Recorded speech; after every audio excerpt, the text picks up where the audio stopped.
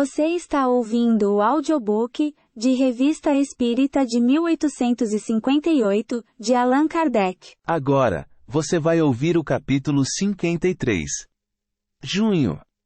O espírito batedor de Bergzabern. O espírito batedor de Bergzabern segundo artigo, extraímos as passagens que se seguem de uma nova brochura alemã, publicada em 1853 pelo Sr. Blank, redator do jornal de Bergzabern, sobre o espírito batedor de que falamos em nosso número de maio. Os fenômenos extraordinários ali relatados, cuja autenticidade não poderia ser posta em dúvida, provam que, no particular, nada temos a invejar da América. Observa-se no relato o cuidado meticuloso com que os fatos foram registrados. Fora desejável que, em casos semelhantes, houvesse sempre a mesma atenção e a mesma prudência. Sabe-se hoje que os fenômenos desse gênero não resultam de um estado patológico. Antes denotam uma excessiva sensibilidade, sempre fácil de excitar, nas pessoas em quem se manifestam. O estado patológico não é a causa eficiente. Pode, entretanto, ser-lhe consecutivo. Em casos análogos, a mania de experimentação mais de uma vez tem causado acidentes graves, que teriam sido evitados se houvesse deixado a natureza agir por si mesma. Em nossa instrução prática sobre as manifestações espíritas, 2, encontram-se os conselhos necessários para tais casos. Acompanhemos o relatório do Sr. Blank. Os leitores de nossa primeira brochura intitulada Os Espíritos Batedores viram que as manifestações de Philippina Senger têm um caráter enigmático e extraordinário. Relatamos esses fatos maravilhosos, desde o seu começo, até o momento em que a menina foi levada ao médico real do cantão. Vamos examinar agora o que se passou desde então. Quando a menina deixou a casa do Dr. Bentner e regressou ao lar, as batidas e arranhaduras recomeçaram na casa do Senger. Até aquele momento, e mesmo depois da sua cura completa, as manifestações foram mais marcantes e mudaram de natureza 3. No mês de novembro de 1852, o espírito começou a assoviar. A seguir ouvia-se um ruído comparável ao de uma roda de carrinho de mão que girasse sobre o eixo seco e enferrujado. Mas de tudo isso, o mais extraordinário, incontestavelmente, foi a derrubada de móveis no quarto de Philippina, desordem essa que durou 15 dias. Parece-me necessária uma ligeira descrição do lugar. O quarto tem cerca de 18 pés de comprimento por 8 de largura, e a ele se chega pela sala de estar. A porta de comunicação entre as duas peças fica à direita. O leito da menina estava colocado à direita. Ao meio havia um armário e no canto, à esquerda, a mesa de trabalho de Senger, na qual há duas cavidades circulares, cobertas por duas tampas. Na tarde em que começou o rebuliço, a senhora Senger e sua filha mais velha, Francisca, estavam sentadas na primeira peça, junto a uma mesa, e se ocupavam em descascar vagens. De repente caiu a seus pés um pequeno fuso, atirado do quarto de dormir. Elas ficaram muito assustadas, tanto mais quanto sabiam que não se encontrava ninguém no quarto, além de Philippina, então mergulhada em sono profundo. Além disso, o fuso fora lançado do lado esquerdo, embora se achasse na prateleira do pequeno armário, colocado à direita. Se tivesse sido atirado do leito, teria sido interceptado pela porta. Era, pois, evidente que a menina nada tinha a ver com o caso. Enquanto a família Senger externava a sua surpresa com o acontecimento, algo caiu da mesa no soalho. Era um retalho de pano, que antes estava mergulhado numa bacia com água. Ao lado do fuso, jazia também uma cabeça de cachimbo, cuja outra metade tinha ficado sobre a mesa. O que tornava a coisa ainda mais incompreensível era que a porta do armário onde estava o fuso, antes de ser atirado, achava-se fechada. Que a água da bacia não tinha sido agitada, e nem uma só gota tinha caído sobre a mesa. De repente a menina, sempre adormecida, grita da cama. Pai, saia. Ele atira. Saiam. Ele atiraria em você também. Eles obedeceram à ordem, e assim que passaram a primeira peça, a cabeça do cachimbo foi atirada com muita força, mas não se quebrou. Uma régua que Filipina usava na escola, seguiu o mesmo caminho. O pai, a mãe e a filha mais velha olhavam-se com espanto. Enquanto imaginavam a decisão a tomar, uma grande plaina do Sr. Sanger, e um grande pedaço de madeira, foram atirados do banco de carpinteiro para o outro quarto. Sobre a mesa de trabalho, as tampas estavam em seus lugares, mas apesar disto, os objetos cobertos por elas, também tinham sido jogados longe. Na mesma noite, os travesseiros da cama foram lançados sobre um armário, e a colcha atirada contra a porta. Num outro dia, tinham posto aos pés da menina, debaixo das cobertas, um ferro de engomar de cerca de 6 libras. Logo ele foi atirado para a primeira sala. O cabo havia sido tirado, e foi encontrado sobre uma poltrona, no quarto. Testemunhamos as cadeiras colocadas a 3 pés da cama serem derrubadas. As janelas serem abertas, quando antes estavam bem fechadas, e isto assim que viramos as costas para entrar na sala. De outra feita, 2 cadeiras foram transportadas para cima da cama, sem desarranjar as cobertas. No dia 7 de outubro, a janela havia sido hermeticamente fechada, diante da qual fora estendido um pano branco. Assim que deixamos o quarto, foram dados golpes repetidos e com tanta violência que tudo estremeceu, e as pessoas que passavam na rua, fugiram apavoradas. Corremos para o quarto. A janela estava aberta, o pano atirado sobre o pequeno armário ao lado, as cobertas da cama, e o travesseiro no chão, as cadeiras de pernas para o ar, e a menina no leito, abrigada apenas pela camisola. Durante 14 dias, a Sra. Sanger não fez outra coisa senão refazer a cama. Uma vez tinham deixado uma harmônica sobre uma cadeira. Ouviram-se sons. Entrando precipitadamente no quarto, encontraram, como sempre, a menina tranquila em seu leito. O instrumento estava sobre a cadeira, mas já não tocava. Uma noite ao sair do quarto da filha, Sanger recebeu nas costas de arremesso a almofada de uma cadeira. De outras vezes era um par de chinelos velhos, sapatos que estavam debaixo da cama, ou tamancos que lhe iam ao encontro. Muitas vezes sopravam a vela acesa, sobre a mesa de trabalho. As pancadas e arranhaduras se alternavam com essa demonstração do mobiliário. A cama parecia movimentada por mão invisível. A ordem de balance a cama, ou nine a criança, a cama ia e vinha, num e noutro sentido com ruído. A ordem de alto. Ela parava. Nós que vimos, podemos afirmar que 4 homens se sentaram na cama, e sem conseguirem paralisar o movimento, foram erguidos junto com o móvel. Ao fim de 14 dias, cessou o rebuliço dos móveis, e as manifestações foram substituídas por outras. Na noite de 26 de outubro achavam-se no quarto, entre outras pessoas, os Srs.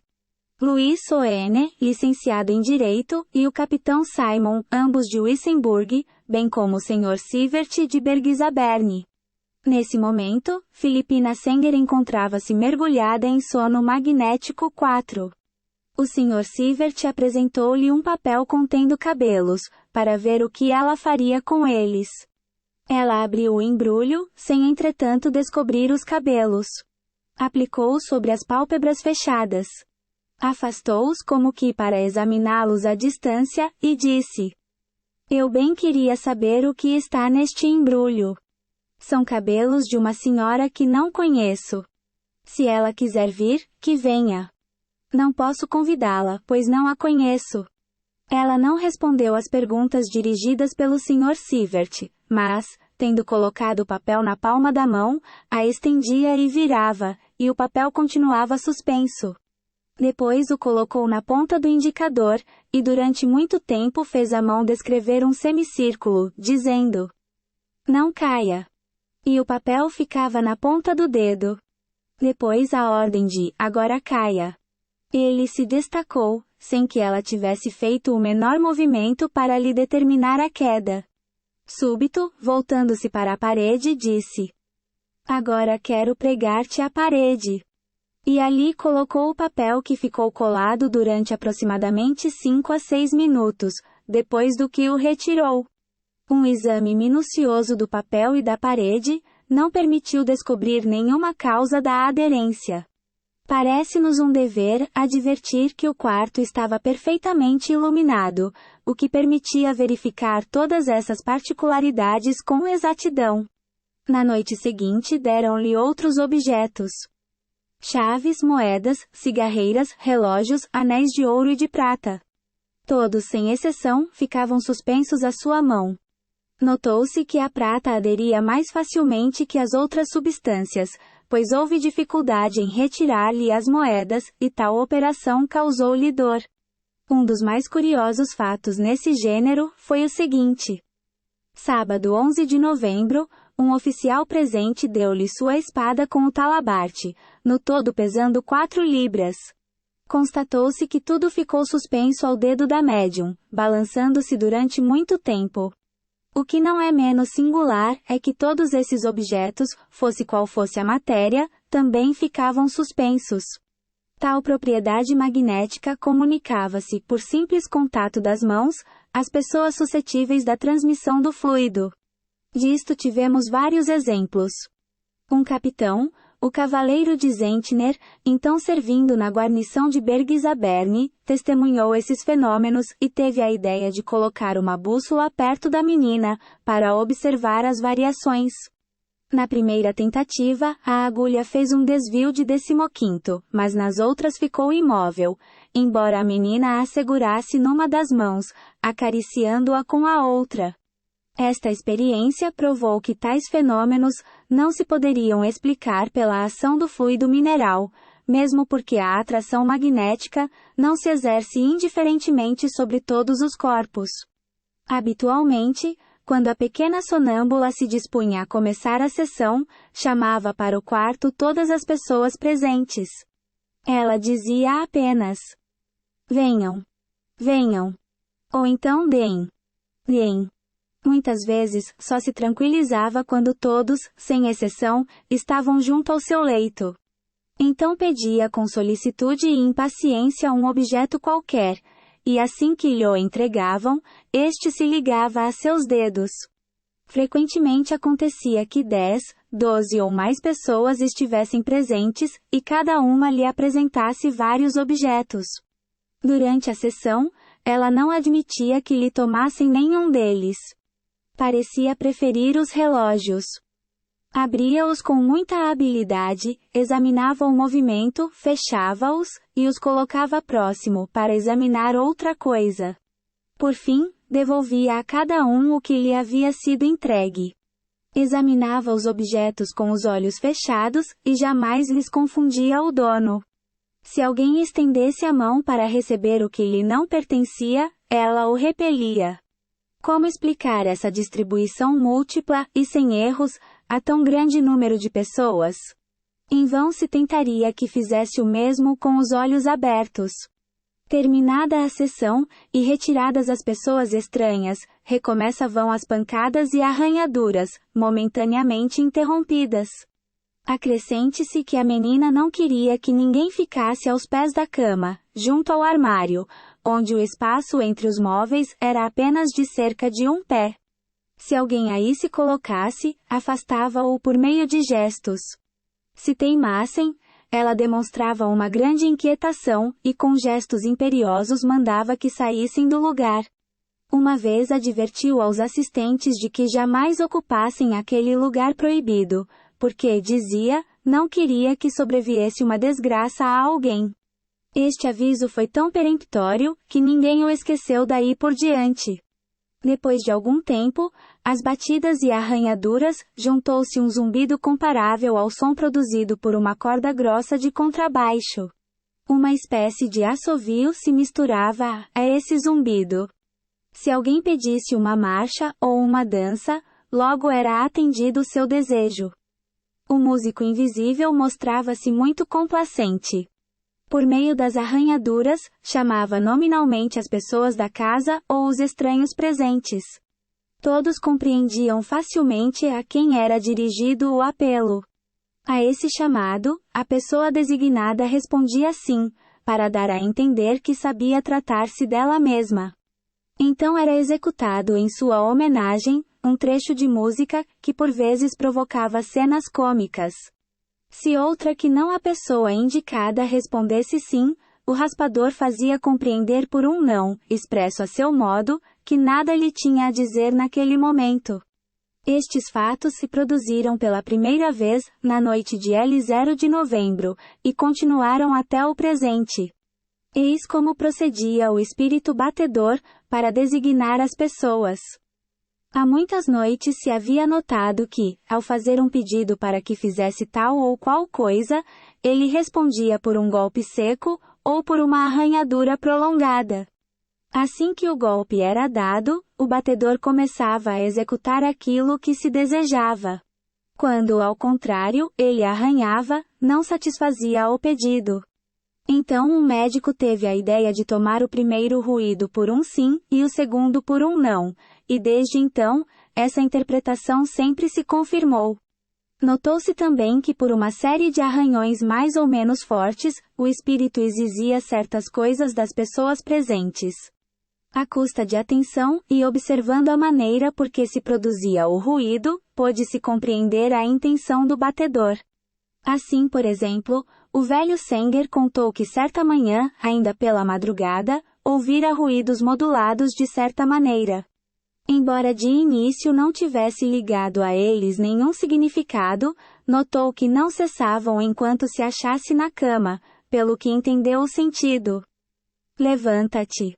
Foi assim que pouco a pouco se familiarizaram com essa linguagem, e que por certos sinais, se podia saber quais eram as pessoas designadas.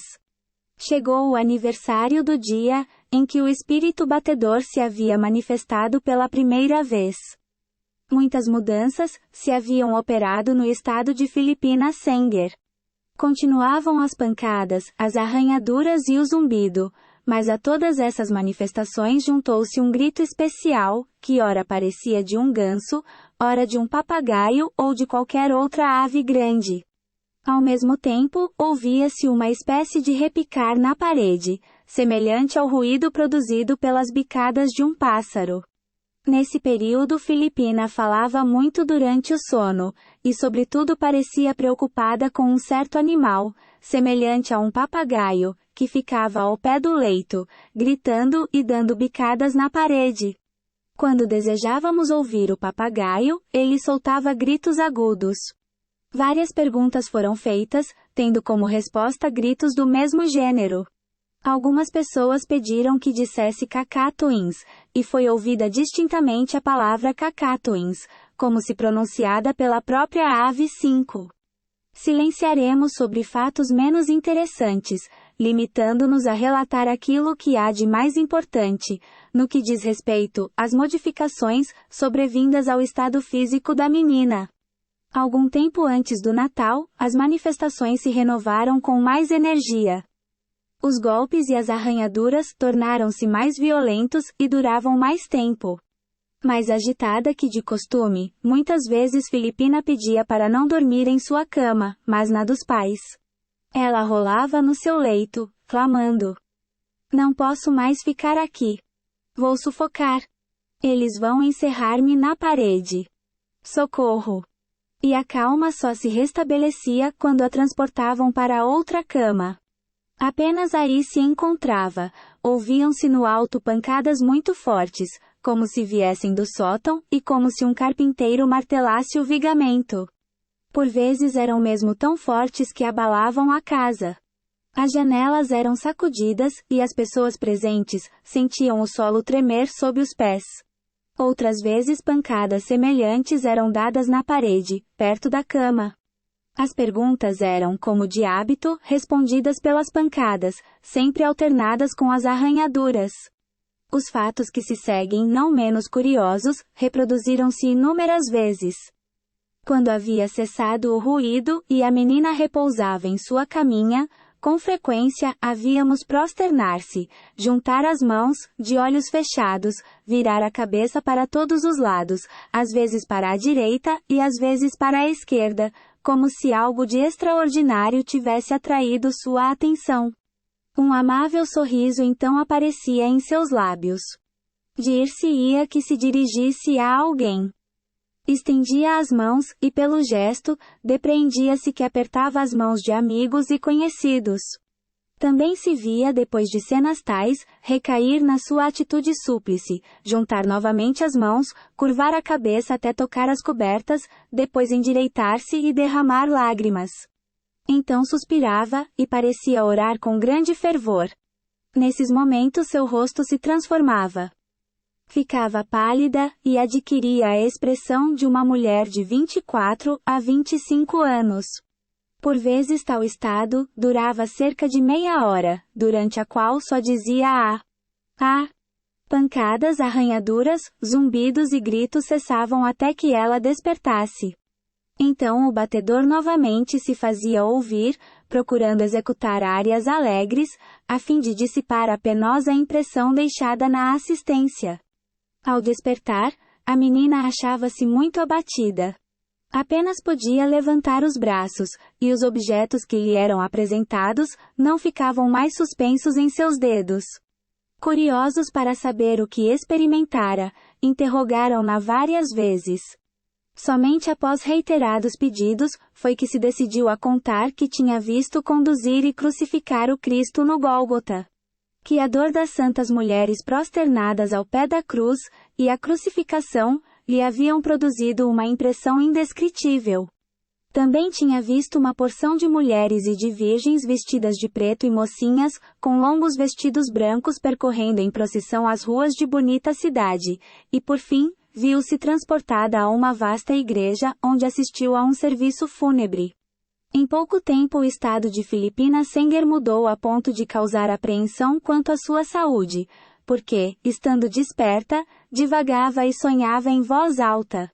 Não reconhecia os pais, nem a irmã nem qualquer outra pessoa. A esse estado veio juntar-se uma completa surdez, que persistiu durante 15 dias. Não podemos silenciar sobre o que se passou nesse lapso de tempo. A surdez de Philipina manifestou-se de meio-dia às 3 horas, e ela mesma declarou que ficaria surda por algum tempo, e que ficaria doente.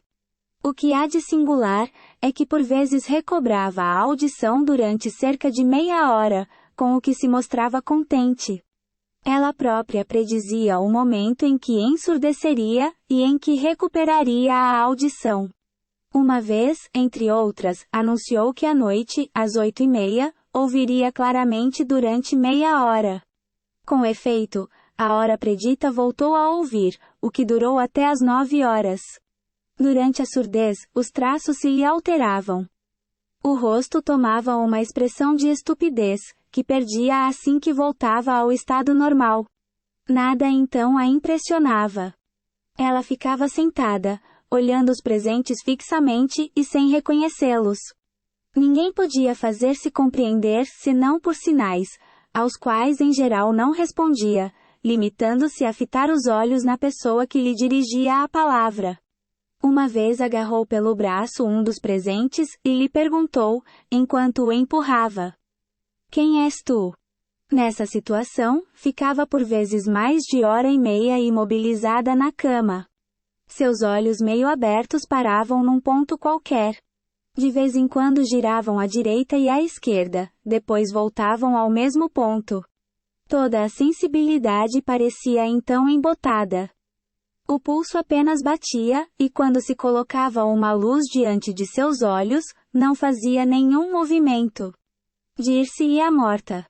Aconteceu uma tarde durante a surdez que, estando deitada, pediu uma lousa e um giz. Então escreveu: "Às 11 horas direi alguma coisa, mas exijo que fiquem tranquilos e silenciosos."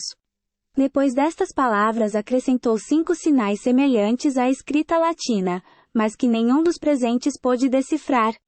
Escreveram na lousa que ninguém compreendia aqueles sinais. Em resposta ela acrescentou: "Não é que não possais ler. E mais embaixo. Não é alemão. É uma língua estranha. Em seguida, virando a Ardósia, escreveu do outro lado. Francisca, sua irmã mais velha, sentar-se-á à mesa e escreverá o que eu ditar. Acompanhou as palavras por 5 sinais semelhantes aos primeiros, e entregou a Ardósia.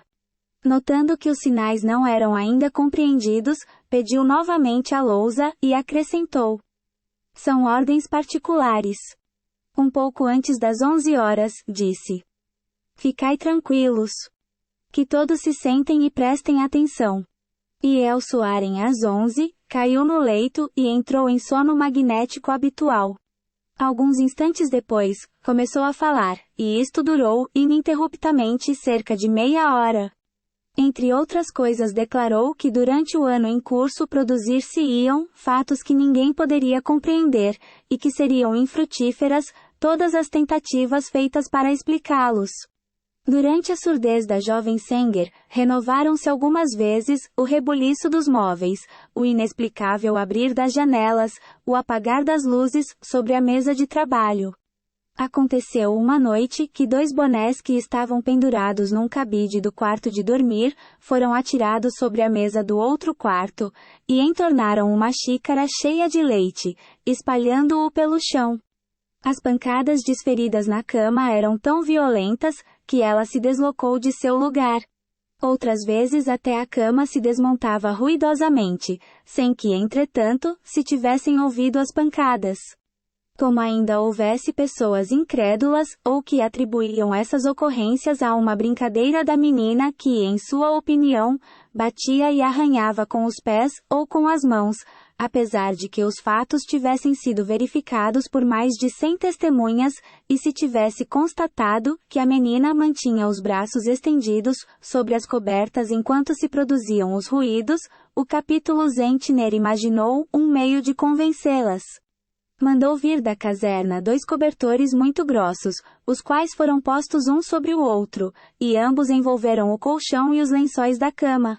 Os cobertores eram muito felpudos, de modo que seria impossível neles produzir o menor ruído por simples atrito. Vestindo uma leve camisa e uma camisola de dormir, Filipina foi posta debaixo das cobertas, e apenas agasalhada, os golpes e arranhaduras se produziram como dantes, ora na madeira da cama, ora no armário vizinho, segundo o que tinham a exprimir. Acontece muitas vezes que quando alguém cantarola ou assobia uma área qualquer, o batedor a acompanha, e os sons que se percebem parecem vir de 2, 3 ou 4 instrumentos. Ouve-se ao mesmo tempo arranhar, bater, assobiar e roncar conforme o ritmo da área cantada. Muitas vezes também, o batedor pede a um dos assistentes que cante uma canção. Designa-o pelo processo já nosso conhecido, e quando a pessoa compreende que é a si mesma que o espírito se dirige, por sua vez, pergunta ao espírito se quer que cante esta ou aquela canção. A resposta é dada por sim ou não. Ao cantar a área indicada, ouve-se um acompanhamento perfeito de zumbidos e assobios. Depois de uma canção alegre, muitas vezes o espírito pedia o hino Grande Deus, Nós Te Louvamos, ou a canção de Napoleão e... Se lhe pedíssemos para tocar sozinho esta última ou qualquer outra, ele a executava do começo ao fim. Assim iam as coisas na casa de Sanger, quer de dia, quer de noite, durante o sono da menina, ou quando em vigília, até o dia 4 de março de 1853, data em que as manifestações entraram em outra fase. Esse dia foi marcado por um fato ainda mais extraordinário que os precedentes. Continua no próximo número. Observação. Os leitores hão de perdoar a extensão dada a estes curiosos detalhes. Pensamos, entretanto, que a continuação será lida com não menor interesse. Queremos fazer notar que os fatos não nos vêm de além-mar, cuja distância é um argumento, apesar de tudo, para certos cépticos. Eles não vêm nem mesmo de além-reno, pois se passaram em nossas fronteiras, quase sob nossos olhos, e há 6 anos apenas. Como se vê, Filipina Sanger era uma médium natural muito complexa. Além da influência que exercia sobre os fenômenos bem conhecidos de ruídos e de movimentos, era uma sonâmbula estática. Ela conversava com os seres incorpóreos que via. Ao mesmo tempo via os assistentes e lhes dirigia a palavra, mas nem sempre lhes respondia, o que prova que em certos momentos achava-se isolada. Para aqueles que conhecem os efeitos da emancipação da alma, as visões que descrevemos, nada possuem que não possa ser facilmente explicado. É provável que, nesses momentos de êxtase, o espírito da menina se visse transportado para qualquer lugar distante, onde assistiria, talvez em recordação, a uma cerimônia religiosa. Podemos admirar-nos da lembrança que trazia ao despertar, mas o fato não é insólito. Aliás, podemos notar que a lembrança era confusa, e que se tornava necessário insistir muito para provocá-la. Se observarmos atentamente o que se passava durante a surdez, reconheceremos sem dificuldade um estado cataléptico. Como a surdez era apenas temporária, é evidente que não causava alterações nos órgãos respectivos. O mesmo se dava com a obliteração das faculdades mentais, o que nada tinha de patológico, de vez que em dado momento, tudo voltava ao estado normal. Esta espécie de estupidez aparente era devida a um mais completo desprendimento da alma, cujas excursões eram feitas com maior liberdade e não deixavam aos sentidos mais do que a vida orgânica. Imagine-se o efeito desastroso que teria produzido um tratamento terapêutico em semelhantes condições. A cada momento, podem produzir-se fenômenos do mesmo gênero. Neste caso, não poderemos senão recomendar muita circunspeção. Uma imprudência pode comprometer a saúde, e até a própria vida. Para que o leitor não fique confuso diante de alguns senões, nestes 2 artigos, e ainda no seguinte, versando sobre o mesmo assunto, queremos esclarecer. Quanto ao primeiro artigo. E no original encontramos de referência a um médico, as grafias Beltner e Bentner. Parece tratar-se de um erro tipográfico. Por mais conforme a língua alemã, preferimos a grafia Bentner. E, o nome da família onde ocorreram os fenômenos aparece como Sänger, depois como Sengis. O certo deve ser Sänger ou Sainger, que significa cantor. Este, como muitos nomes semelhantes, adjetivos e adjetivos substantivos, derivam-se de uma forma verbal, tomando terminação ER, que significa o agente da ação expressa pelo verbo, mas determinam uma alteração na vogal tônica do radical. Singer cantar, Seng cantava. Sänger cantor. No alemão moderno, o trema sobre o A, o O e o U é substituído por um E. Assim pode escrever-se Sainger. Preferimos no caso, a forma antiga. Não há declaração do nome do médium. O texto se refere a uma criança de 11 anos. Traduzimos por menino, rapaz, ou outra forma masculina porque conquanto no original lessemos enfant, que é forma epicena, os adjetivos que o acompanham estão sempre no masculino. Assim lá está enfant. AG é acento agudo, em dormir, avança, etc. É possível que o lapso de quem traduziu esse primeiro artigo do alemão para o francês se explique pelo emprego original da voz das Kind, a criança, que é neutra em alemão, podendo ser aplicada a ambos os sexos. Entretanto, o segundo artigo começa com uma referência à volta da criança da casa do Dr. Bentner para o seu próprio lar. Aí a voz enfant é empregada no feminino. L'enfant fut conduit.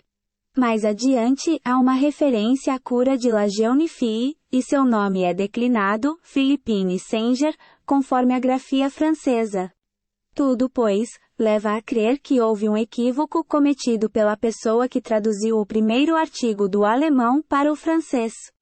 No terceiro artigo, que sairá no próximo número, há uma nota no rodapé, página 183 do original, com um agradecimento ao Sr. Alfred Pirot, funcionário dos Correios, pela tradução dessa interessante brochura.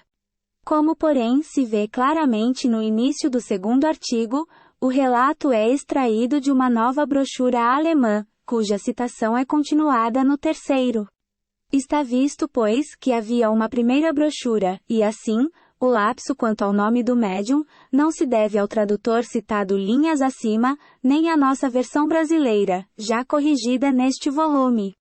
Para finalizar, o médium foi a menina Filipina Senger, de 11 anos, e não um seu irmão, pois no texto dos artigos 2º e 3º, o único Senger masculino que é citado é Papá Senger. N. Do T2, este livrinho de Kardec foi abolido pelo autor, assim que lançou o Livro dos Médiuns. N. Do T3, teremos ocasião de falar da indisposição da criança. Como, porém, após a sua cura, reproduziram-se os mesmos efeitos, temos uma prova evidente de que eles não dependiam de seu estado de saúde. 4. Uma sonâmbula de Paris se havia posto em contato com a jovem Filipina, e desde então, esta caía espontaneamente em sonambulismo. Nessa ocasião passavam-se fatos notáveis, que relataremos de outra feita. Nota do tradutor francês. 5. Variedade de papagaio do arquipélago indiano, caracterizado por um topete de penas amarelas que se eriçam, em forma de crista. O nome cacatua ou cacatoa é onomatopaico. Deriva-se do próprio grito da ave, que, como as nossas araras, o repetem continuamente. Ponto.